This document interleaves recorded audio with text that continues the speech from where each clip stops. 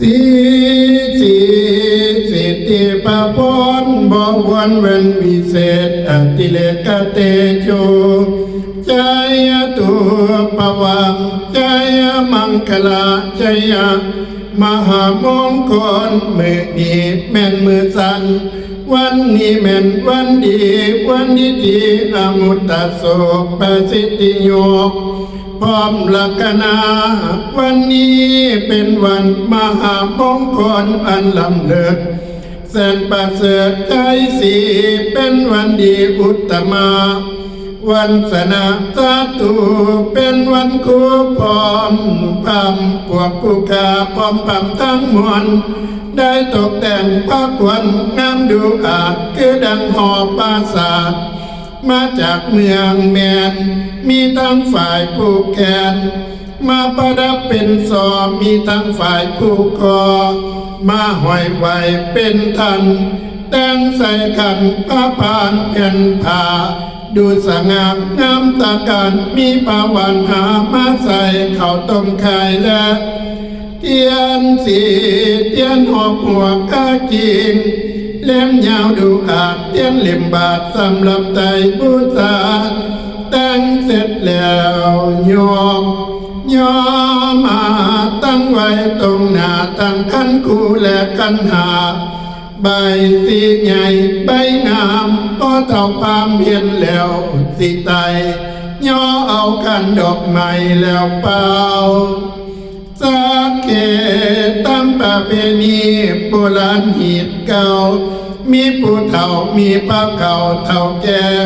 และลูกหลานเข้ามาจับพระพานแล้วนั่งพับเพียบสงบเงียบจิตสังวรน้อมเอาพรเข้ามาอยู่หันหน้าสู่หัวใจเป็นตามหลักเกณฑ์ตำลาเก่าไว้ญาติผู้ใหญ่มาพอหอยญาติผู้น้อยมาพอปันมายกกันขึ้นเพียงก่อมายกกันขึ้นเพียงเก่าขออัญเชิญแม่ธรณีผู้แก่นเงาขึ้นมาเฝ้าปะวันก่อยจักเส้นเอาพระอิศวรจาตุโลกกับทั้งพระสาวก80 พระองค์ผู้ทรงดวงวิญญาณอันล้ำเลิศประเสริฐด้วยปัญญาเป็นกำแพงสวด7 สันพวกผู้กาตกแต่งบ้านใบสีให้แก่ล้านสาวผู้โกดได้จบกันศึกษาปัญญาบัณฑิตบัณฑิตจากวิทยาลัยปัญญาบัณฑิตปกเก่าแล้วบัดนี้ยินดีด้วยแม่นอีลีย้อนความดีของเจ้าก็ยันเอาได้สู่ต่อบ่ระวังดีๆย้ำนี้กับมวลใจตั้งเส้นใจซะแล้วมีแนวใดกับมวลใส่วางให้ลูกได้ก้าวไปตามหัวใจเจ้าใดวางไว้แม่นแน่นอนตาสะอ่อนซะแล้วหยาดสูญแซวดีใจห่วมรวมหัวใจละบัดนี้จัดงานนี้ให้แก่เธอได้เสนอไปทางบุญเชิญอาจารย์ผู้สลัดมานั่งสัตว์เรียกเอิญเชิญควรเจ้าเข้าสู่จริงเจ้าอย่ามิดอิงติ่งยามควรมาให้เจ้าตื่นให้เจ้าเชิญพอวออย่ารอสายอยู่นานอย่าสำลานมัวเล่นกลางไปในป่าให้เจ้ากลับมาสาเกิดมาหาพ่อแม่เจ้ามากินข้าวแม่นอยู่เฮือนอย่าลืมเลือนซาแล้วแนวใดดีแม่ได้แต่งกองหักแพงเจ้านั่นใดเคยให้แม่นเอาแม่ได้จัดผ้าเก่ามีกองข้าวทั้งวันเบิดจัดเพื่อเธอแล้วมือนี้วันนี้ให้เต้ามาว่ามาอยู่วันเอ่ยอย่าทำเจยเดลาให้กลับมารีบด่วนเส้นเอาควรอ่อนลากานี้ให้เต้ามาควรจะไปเมื่อยลา กับวิชาอีหนังแน่ควรลูกหลากระบอกแผ่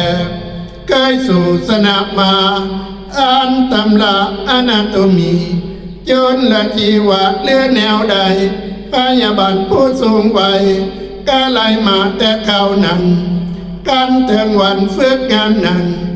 โยลงบานใดบ่ได้ว่าให้เจ้ากลับมาสาขึ้นมาหาพ่อแม่เจ้าให้มาเข้าแม่นสู่กายไปบรรยายสอนคนไข้อยู่ตึกใดก็ให้เต้าอย่าไปเหงามือนี้วันนี้ให้เต้ามาว่ามาเดิมควันเอ่ยควันเจ้าเคยโดนทับนองห้องหัวทางใดควันจะไปตกใจโยใส่ละนอนนี่ให้จอละลีมาดื้อมาเดียอย่าเพ้ออยู่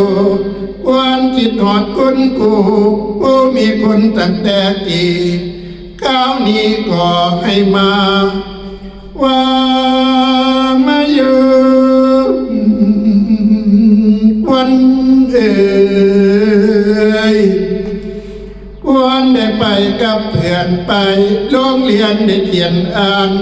ควรไปเห็ดรายงานยามวิการกับเพื่อนพร้อมตำนองนั้นก็ให้มาตั้งเวลาเจ้าแล้วเสียงแซวคนห้องโอเอาควันอีลาซาแล้วให้เต้ามาว่ามาอยู่วันเอ่ยให้เจ้ามาสมสื่นเส้นเหมือนให้ซ้อมหวังให้เจ้ามีพลังดังพายสันสางวางใบสีลงตังย่างความหวังให้เจ้ามวลให้เจ้ากลับเกิดหวนส่วนเจ้ามาซึมซอยใบสีน้อยให้มวลใจพานใบสีดอกไม้มาลาเดือดสวยเด่นคนมองเห็นแล้วกะยิ้มพิมใจนั้นแม่นสะอ่อนควรเจ้ากลับคืนย้อนคืนมายาสาจัวให้ไม่ยอดปะทูพยาบาลผู้โกโตเจ้าให้ซื่นใจญาติพี่น้องนี้ก็ได้ส่งเสริญโมทนามุติตาเลือลายทุกนางนายมวลพร้อมจึงได้มานั่งล้อมพร้อมพำนำเธอบ่มีเพื่อทางใจให้หลังไหลห้อมเฮาเอากุศลมาสร้างให้เจ้าเดินตามทางในติ่งแก้วเดอลาอุ่นให้เจ้ามาคำมาพูนมาเป็นบุญให้พี่น้องตั้งกายได้เพิ่งพาจิตอาสาดีแท้ได้ดูแลพ่อและแม่ตั้งประชาชนกระบอกแผ่กองสีได้ซอยเรือมาจุนเจือเอาไว้กำลังใจให้สูงส่งมาตำลงความเอื้อเฟื้อเจ้าจานให้แม่นทุกคนเมื่อทุกคนพร้อมแล้วเสียงแซวให้ห้องโฮโอ้เอาควันแห่งเจ้าให้มาเข้าแม่นสู่กิงว่ามาอยู่ควันเอ่ยให้เจ้ามาเดินลามาสวมสุดพยาบาลให้เจ้ามาทำงานอยู่สำรันทุกวันมือให้เจ้าเกือไปนาเกือนางฟ้าแต่คนเขาว่าให้คนตาตึงตะลึงแต่ว่าแต่ดีให้เจ้ามีใจตั้งทำงานอย่าไหววันขึ้นเป็นใดกะบออันทุกวันนี้โยกเกษมให้เจ้าเป็นปีด้วยเยี่ยมสวยเด้อลูกแม่นับตั้งแต่มือนี้สุขีล้วนลื่นทวีว่ามาอยู่ควันเอ่ย ทั้งควรในและควรนอกควรกอกและควรข้างควรเอวบางกลมเจียวควรทองน้อยและเอาหนอมควรเพิ่มดำดูอาจควรปากตานแล้วเจรจาตั้งควรตาและควรคิวควรนิ้วและควรแขนควรขาแผ่นหลังไหลละไมนั้นเป็นควรหูก่อให้มาสามือนี้วันนี้ว่ามาเยอะควรเอ่ยมานำทางคนทองมานำปองคนเที่ยวมากินข้าวต้มและของหวานมากินน้ำตาลและน้ำอ้อยหมอพรเดินจอยจอยวันเจ้าให้เต้ามาว่ามาอยู่วันเอ่ยกินข้าวปีให้เจ้าหาบเกี่ยวมากปีให้เจ้าคายให้เจ้าเกณฑ์มาได้ทองเป่าให้เจ้ามาโยสืบสาน